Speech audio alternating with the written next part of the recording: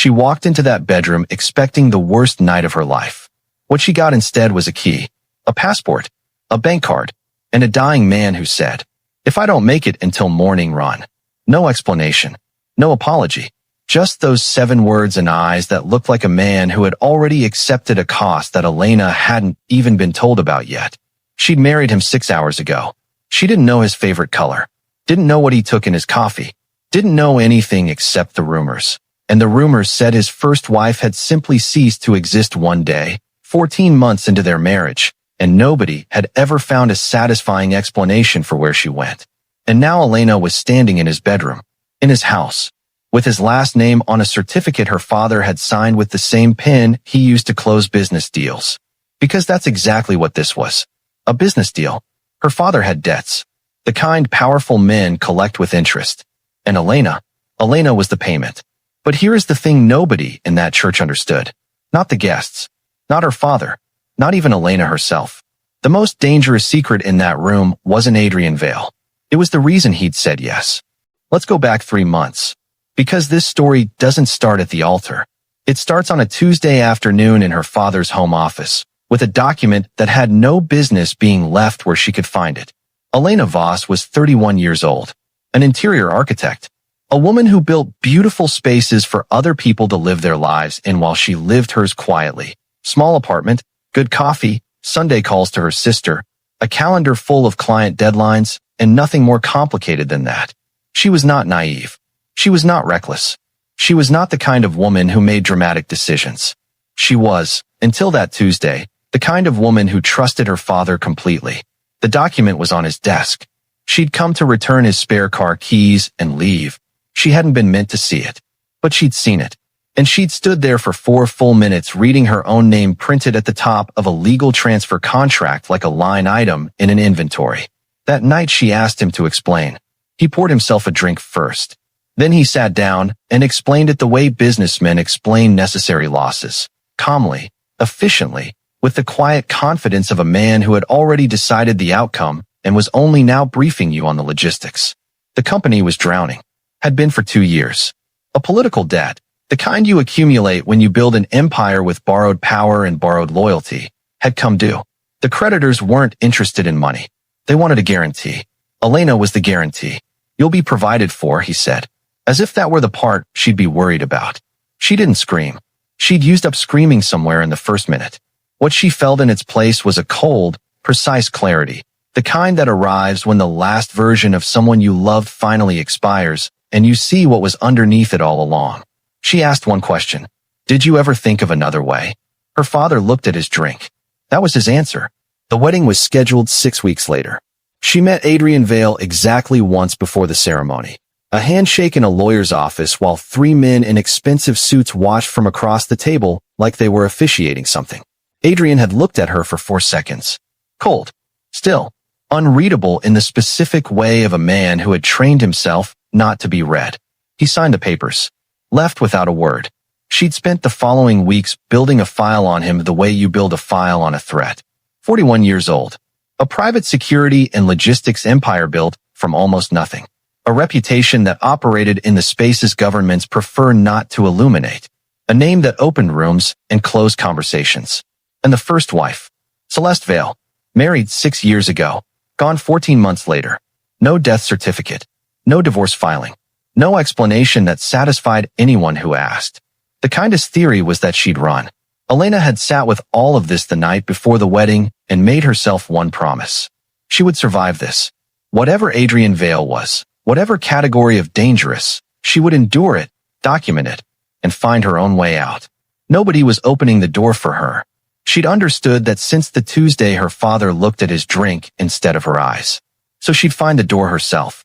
What she hadn't accounted for, what she had no mechanism to calculate, was that Adrian Vale had been watching her for 8 months before any of this began. Not as a buyer watches a purchase, as something else entirely.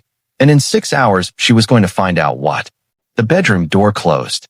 Elena stood in the center of the room in a dress she hadn't chosen and counted her own heartbeats the way you count seconds during a power outage, because the counting gives you something to hold. Adrian crossed to the window, stood with his back to her. Still, unhurried. like a man composing himself before something that required precision. She braced. He turned around and set 3 items on the bedside table. A house key, a passport, hers, her face, but a name she had never heard, and a bank card. She would check the balance later and spend 10 minutes convincing herself she'd misread it. She stared at the items, then at him. If I don't make it until morning, he said, run. Take all 3. East garage, car keys under the seat. The address inside the passport. That's where you'll be safe. She didn't move. Make it until morning from what? He looked at her for a long moment. The specific look of a man deciding how much truth the moment could hold. I've been poisoned, he said. Slowly. For months. There are people who need confirmation the marriage occurred tonight. If they don't get it, they move early. Who poisoned you? The same people your father contracted with. The floor stayed where it was. Elena felt like she didn't. She sat on the edge of the bed because her legs sent that instruction and she followed it. My father contracted with a trafficking network, he said. Embedded inside your family's business infrastructure. Operating for approximately 3 years. Your father may not have understood the full scope. He paused. That doesn't change what he signed. The room was very quiet. The marriage, she said. Her voice came out steadier than she'd earned. Why does the marriage matter? Legal transfer of guardianship. Public record. Witnesses. Paper trail. He looked at her directly. You're significantly harder to move quietly now. That was the objective. Your objective. Yes. She looked at the passport. Her face. Someone else's name. An exit built for her by a man she'd met once in a lawyer's office. Why, she said. Why any of this? Why you? Something moved across his face. Fast. Controlled. But she caught it. The first real thing she'd caught on him. He didn't answer immediately. That's a longer answer, he said. And we may not have the time tonight. He checked the window. A reflex. She cataloged it. A man who'd lived long enough in unsafe rooms that checking exits had become involuntary. You should sleep, he said. Or approximate it. If they're monitoring the property, they're looking for patterns. And you? The chair. She looked at this man. This stranger, her husband as of 6 hours ago, who had put the chair on the opposite side of the room, who had built her an exit before she'd asked for one, who was sitting with poison in his bloodstream in the dark because there were people outside who needed to believe something that wasn't true, and who had not moved 1 inch closer to her than the door. She lay down on top of the covers, fully dressed, stared at the ceiling. She didn't plan her escape. For the first time in 3 months, she stopped planning her escape. She started doing something more dangerous instead. She started paying attention to him. If you already know what Elena is beginning to understand, drop it in the comments. And if you don't want to miss what comes next, you know what to do. Morning came. Adrian Vale was still alive. Elena had tracked his breathing across the room until somewhere past 3 when exhaustion pulled her under. She woke to gray light through the curtains and the chair empty, and her first thought was that he'd gone. Her second thought, arriving a beat behind, quieter, more honest, was that she was relieved he hadn't. She found him in the kitchen, jacket off, sleeves rolled, making coffee with the focused efficiency of a man trying to establish that something in his life was still ordinary. He heard her come in. There's a file on the table, he said, without turning. 3rd section. Read it before you decide anything. She sat. She read. 12 minutes. Some pages twice. The file was dense. Names, transactions, shell corporations, routing patterns, a trafficking infrastructure threaded through her family's logistics network like contamination through a water supply. Dates going back 4 years. Transaction amounts that made something physical happen in her chest. And in the 3rd section, Celeste Vale. Elena read every word. Celeste, née Marchetti, had not disappeared, had not been harmed, had not run from a violent husband the way the city's quieter rumors suggested. She had been the first woman Adrian had identified being funneled toward the same network. A financial associate's daughter, sold through a contract disguised as a business arrangement. Adrian had been 3 months into their marriage when he'd found out what her family had actually sold her into. He'd spent the next 11 months building her an exit. New identity, new country, a life that belonged entirely to her. The disappearance was his engineering, and he'd never corrected the record because correcting it would have given someone a reason to look for her. Elena set the file down. You let people believe you did something to her, she said. It kept them from looking. For 6 years. She has a daughter now. He turned, Finally, she's safe. Elena sat with that for a long time. The man the city had named quietly and consistently as dangerous, for half a decade, had been protecting a woman he barely knew because the alternative was something he found intolerable. She didn't know how to categorize that. "How did you find out about me?" she asked. He refilled his cup. "A small delay. Your name appeared in communications I was monitoring. Transaction language matching the Celeste pattern." He paused. "I've been tracking this network for 2 years. When your name came up, I ran the full file. And the marriage was the only option? The cleanest legal instrument I could construct. It created severance from the existing contract. Made you a legal entity attached to a paper trail too visible to ignore." She laughed. "Involuntary. Sharp. A little broken around the edges. You married me to fix my paperwork." Something moved through his expression, the closest thing to warmth she'd seen from him, arriving and retreating before it fully formed, like a man who'd forgotten how. "I married you," he said carefully, "because there was no other instrument with enough legal weight. And because you deserve the same exit Celeste got." The room was quiet. "The passport is still valid," he said. "The offer stands." She looked at the file. At him. Most people would have run. She didn't run. And that decision, that single irrational stubborn decision, is what made everything that came next both possible and devastating. She found them on a Thursday, 3 weeks in.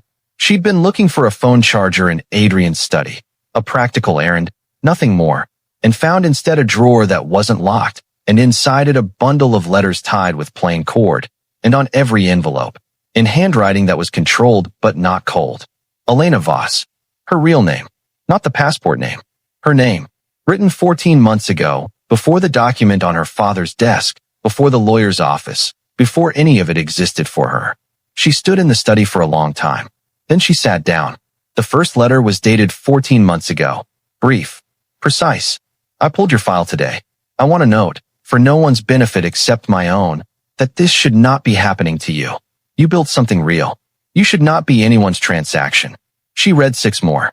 They tracked the investigation, the network's timeline, the narrowing window, the legal options he was exhausting one by one. But threaded through the operational language, in the margins of what was supposed to be documentation, were other things. Things that had no strategic function. She argued with the site contractor today about window placement. She was right. He knew it. He came back and changed it anyway, and I found myself wondering if she noticed. 6 weeks of searching for an alternative legal instrument. There isn't one. I keep looking because the alternative requires asking something of her she hasn't consented to, and that sits badly with me. She called her sister tonight. Laughed for 20 minutes. I have no operational annotation for this. I just wanted to record that it happened. Elena set the letters down. Her hands were steady. She noted it. She read the last 2. The final letter was dated 4 days before the wedding. "She'll likely hate me. That's reasonable. I haven't found the right words to explain this in a way that doesn't sound like something it isn't, and I've run out of time to find them. So I'll do the thing and hope, eventually, the thing speaks for itself. If she runs, that's correct. That's what the passport is for. If she stays, I haven't modeled that. I don't know what that is." Elena sat in his study for a long time after. She wasn't angry. She had expected to be. The months of being observed, the surveillance she hadn't consented to, and there was something in there that prickled, yes. A violated edge she'd need to address. But underneath it was something more disorienting. He had watched her live her ordinary life for 14 months, and what he'd recorded was not leverage. It was not intelligence useful to anyone. It looked, quietly and undeniably, like someone paying attention. She put the letters back. When Adrian came home that evening, she was in the kitchen, her ritual, her ordinary thing, and she said nothing about what she'd found. But when he sat across from her at dinner, she looked at him differently. And he noticed. She watched him notice. Neither of them named it.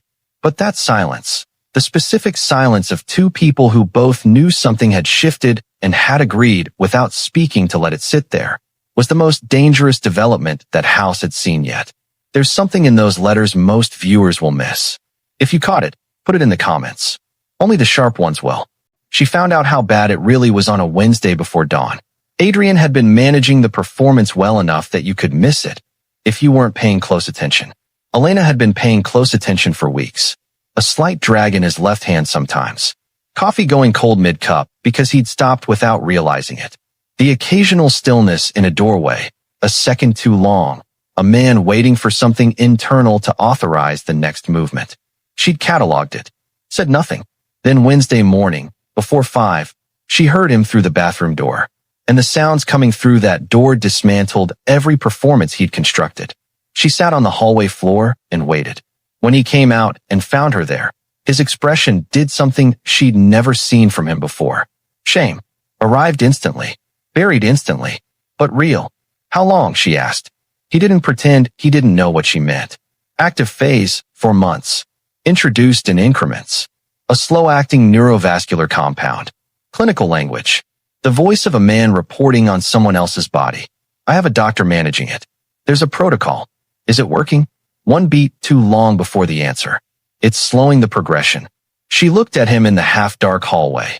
This man who had protected a stranger for 6 years at the cost of his own reputation, who had written letters nobody was meant to read, who sat in chairs instead of beds and measured every distance like it was a moral commitment, and who was dying, deliberately slowly, because stopping would mean abandoning the case before it was unassailable. Why not go public now, she asked. Release everything, the full file. Because without the legal architecture in place, the principles disappear before prosecution. I've watched it happen twice. His jaw tightened. The only outcome that ends this permanently is a case that can't be outrun. I'm 3 months away. 3 months. Approximately. She stood, moved to the kitchen, put water on because she needed her hands occupied. Sit down, she said. He sat. Without argument. Without performance. The sitting, the compliance, the absence of resistance, told her more than anything he'd said in 5 weeks. She made tea she knew he wouldn't finish and set it in front of him anyway. Tell me everything, she said. The complete file. Every name. Where everything is stored. All of it. Elena, if something happens before the 3 months, someone inside this house needs to know where to take it. She held his gaze. You built the exit for Celeste. You built mine. Nobody built yours. Something in his face fractured. Hairline thin. Gone in a second. That wasn't the arrangement, he said quietly. I'm changing the arrangement, she said. I'm inside this now. Whatever the doctor said, whatever the timeline looks like, I'm not an exit waiting to be used. I'm here. She didn't soften it. Didn't qualify it. So talk. He looked at her for a long time. The man who had engineered solutions for everyone except himself, who had run calculations on every variable except his own survival, looked at a woman who had turned back when the door was open, and started talking. What he told her that morning was the thing that made leaving impossible, not because she was trapped, because she finally understood the full size of what he'd been carrying alone, and she decided he wouldn't carry it alone anymore. Subscribe, because what Elena discovers about her own family in the next chapter is the part that breaks everything. It wasn't the transaction that destroyed her. Elena had already processed the transaction, the debt, the contract, the smile at the altar. She'd categorized it as cowardice under pressure. Terrible, but recognizably human. She'd been wrong about the category. Adrian showed her the communications on a Tuesday evening, laid them across the dining table without preamble, printouts, transaction records, a timeline she had to trace with her finger to follow. Her father had not been cornered into the network. He'd been a participant for 3 years. Not the debt, not the one desperate decision. Her family's logistics infrastructure had been used repeatedly, knowingly, as a channel. Women moved through the same routes as cargo, with the same documentation language, through the same operational contacts. The debt was the final installment of a much longer business relationship. Elena sat with the pages in front of her and did not speak. She was aware of Adrian across the table, still, present, not filling the silence. My mother, she said. Sole signatory financial records suggest she was not involved. He paused. I believe she didn't know. The qualifier. I believe the deliberate, careful mercy of it in the middle of all of this wreckage was what cracked her, not her father's guilt. The gentleness with which Adrian had given her the one intact thing available. She pressed her hands flat on the table. My sister. Not involved. Not targeted. He waited a beat. Your name specifically was in the original contract because of your professional credentials. Your work had been used without your knowledge to create financial valuations for the family company. He stopped. Let that land fully before continuing. You built revenue for them. and then they used that revenue as a starting price. Elena stood, walked to the window. She'd left her ordinary life thinking she was a sacrifice, one terrible decision in one desperate moment. She'd been generous with that interpretation. She'd been trying to leave room for him to have been something other than what he was. She'd been wrong to try. She hadn't been a sacrifice. She'd been an asset, developed over years, held until the right moment, sold at peak value. Elena, Adrian's voice, measured, not rushing her. "I'm fine," she said. "You don't have to be." She stayed at the window. Something about the city moving outside, indifferent, ordinary, full of people who would never know any of this had happened, made the room feel like the only real place left. She turned around. "I want to be useful," she said. "To the case. The documentation. The legal architecture." She met his eyes without flinching. "Put me to work." "You don't know. They used my name," she said. "My credentials. My work." Her voice was steady in a way that had cost her something to build. "Let me use them to finish this." Silence. Then, "All right." One word. Quiet. The sound of a man who'd spent 3 years building something alone, being offered something he hadn't known how to ask for. And Elena Voss, who had walked into this house as a transaction, became, in that moment, something the network had not calculated for. A woman who knew exactly what had been taken from her, and had decided, with complete clarity, to take something back. They were not careful enough about the proximity. That was the thing. It didn't happen in one dramatic moment. It happened the way most true things happen, in the accumulation of small, practical, ordinary exchanges that didn't announce themselves as significant until the significance was already done. Working together meant hours at the table. It meant developing a shorthand, the specific efficiency of two people who'd learned to think alongside each other. It meant Elena knowing which pen Adrian used when something was critical, knowing the particular quality of his silence when he was calculating versus when he was absent, knowing how he took his coffee and what time he'd stopped taking it, and what that meant. She caught him learning things about her too. The slight reorientation when she came into a room. The way he passed her documents at exactly the right moment before she'd asked. The coffee he'd started making to her preference without comment or acknowledgement. Just there, the right way, when she came downstairs. Neither of them mentioned any of it. Then a Tuesday in the 7th week, documents spread, timeline mapped across 3 white bars. A late evening that had bled past 10 without either of them noticing. Elena reached across the table to point at a transaction date, and Adrian had leaned in at the same moment, and the distance between them became, suddenly, nothing. Both of them went still. 3 full seconds. Elena was aware of his breathing, of the fact that neither of them moved immediately, of the inadequacy, suddenly and completely, of every clinical word she'd been using to categorize what she felt in rooms with him. Comfortable, productive, reliable. None of it was sufficient for 3 seconds. She pulled back first. "Here," she said, and pointed at the date. He looked at it, said something about the timeline correlation. Neither of them mentioned the 3 seconds. But that night, he left the study earlier than usual, and Elena lay awake longer than she meant to, in a room that was her room now in a way it hadn't been in week 1. The following morning was careful and normal. But that evening when she said his name across the table, just his name, just Adrian. And he looked up, something in how he looked up was new. Not assessment. Not the managed attention of a man tracking a variable. Something that hadn't learned to hide itself yet. Something that arrived in his expression before the discipline could catch it. She didn't name it. Not to him. Not to herself. Not in any language she'd commit to. But she felt it.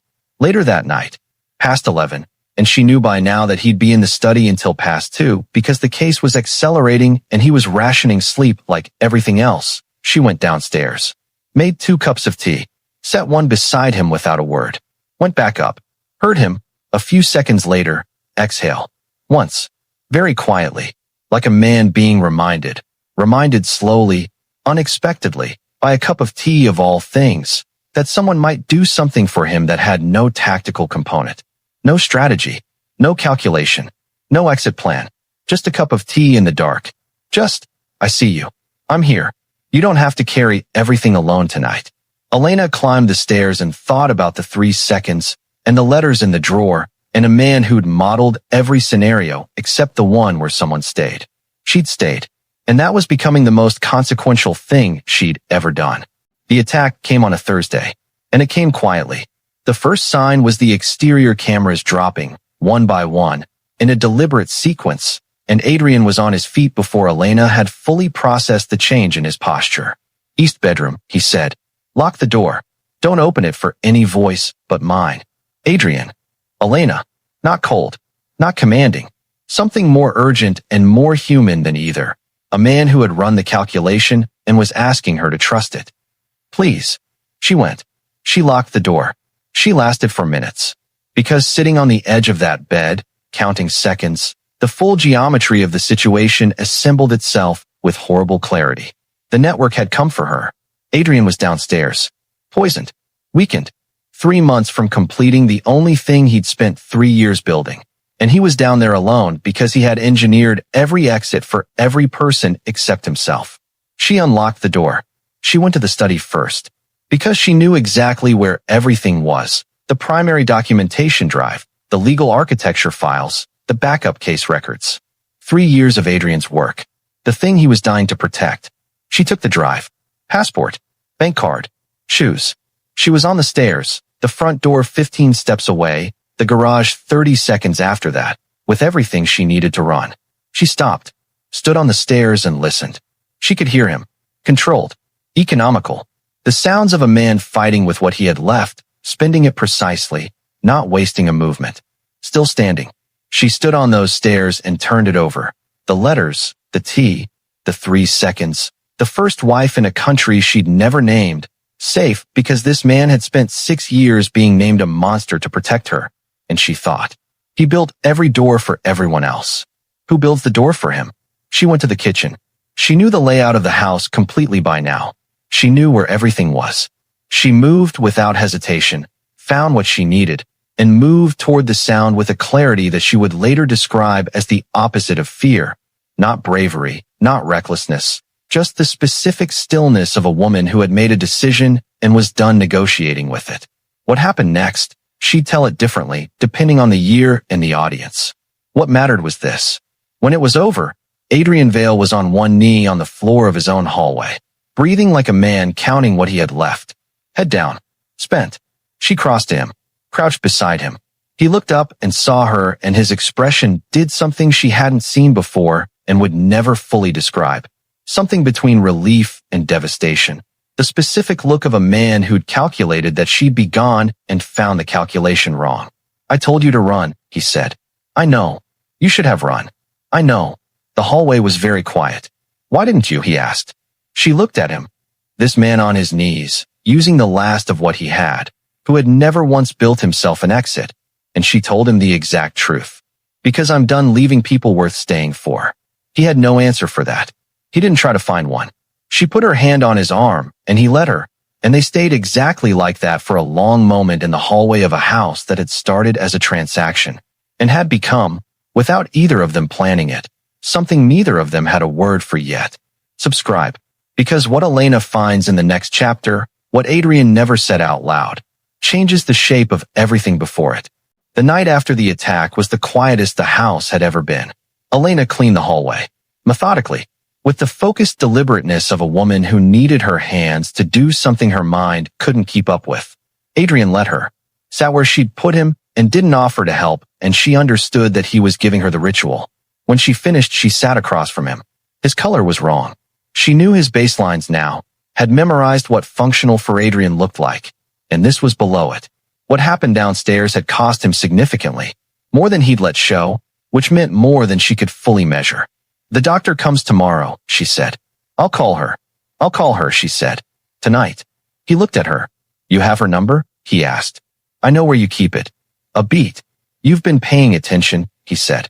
"From the beginning." She held his gaze steadily. "You should have predicted that." Something moved through his expression, the shape of a smile that had forgotten its full mechanics. The doctor came, did what was needed, left without unnecessary conversation. Afterward, Elena made food neither of them had appetite for, and they ate it anyway, and the silence between them was the kind that had stopped being empty weeks ago. "I need to tell you something," she said. He waited. "The letters," she said. "I found them 3 weeks ago, in the study drawer." He went completely still. I read all of them, she said. I need you to know that. He looked at the table. A man recalculating. Elena, I'm not angry. Clearly, no room for misreading. I want to understand one thing. She paused. The last letter. You wrote that you hadn't modeled what it would mean if I stayed. I want to know, have you modeled it since? A long silence. When he looked up, his face was more unguarded than she'd ever seen it. The architecture was still there, the control, the precision, but something underneath it had stopped bracing. Yes, he said. And he was quiet for a moment. That cost him something visible. I don't have clean hands, he said. I've done necessary things and worse than necessary things, and I've rationalized both. I live inside a case that has consumed a decade. The doctor's update last week was not. He stopped. Rebuilt. I'm not a safe thing to stay for. You keep deciding what I can survive, Elena said. You've been doing it since before I knew your name. Deciding I needed the exit. Deciding I needed the distance. She looked at him without softening it. Let me decide. He met her eyes. What are you deciding? He asked. I'm deciding I'm not leaving. Whatever the doctor said, whatever the timeline is, I'm inside it with you. A pause. And I'm deciding you need to stop managing the distance because you think I need protecting from you. She held his gaze. I'm not the thing in this house that needs protecting anymore. Something in him released. Visibly. A physical unwinding. Like a man who'd been holding a structural posture for so long, he'd stopped registering the effort. He reached across the table, placed his hand over hers. Said nothing. She turned her hand over. Held on. And the house that had been a transaction, a strategy, a battlefield, and a secret, became, in that quiet moment, the first place either of them had chosen freely. Not perfectly, not without cost, but chosen. The case broke on a Tuesday morning at 6:47 a.m. Adrian submitted the final documentation package to 4 simultaneous legal jurisdictions, an international trafficking coalition, and a federal oversight body. Elena was sitting beside him when he sent it. She'd been beside him for the last 3 weeks, finishing what he'd spent 3 years building. Her professional credentials had opened access points in the documentation that his approach alone hadn't reached. Ironic, precise, and exactly right. They'd used her name to build the original valuation. They used it one final time to dismantle everything that valuation had bought. The first arrests came within 48 hours. Her father was among them. She'd known it was coming.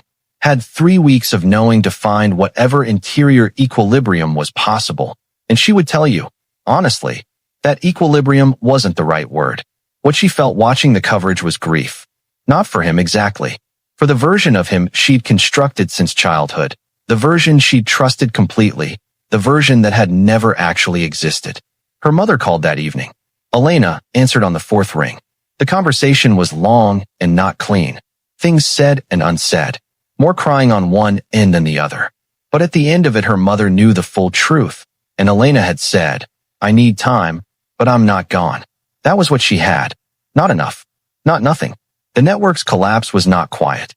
17 names. For countries. 31 active cases initiated. A logistics infrastructure dismantled in 72 hours once Adrian's legal architecture became immovable. The women already in transit were the part that stayed with Elena longest. The part that would occupy the next year of her life. The recovery coordination, the refuge she'd begin planning within months.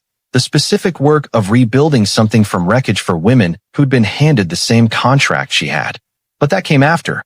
What came first was the night of the Tuesday. The night it was done. Adrian had been very still all day. Not the managed stillness of performance, but the particular stillness of a man who'd spent 3 years running and had crossed the line and didn't know yet what a body does when it stops running. Elena found him at the window. She didn't speak immediately. Came to stand beside him. Let the quiet be what it was. Your doctor called, she said eventually. He nodded. The protocol, she started. It's working, he said. Quietly. Slower than I'd prefer. But working. She absorbed that. She used the word livable, Elena said carefully. Her word. Not mine. Livable, he repeated. That's what she said. He looked at her. What word would you use? He asked.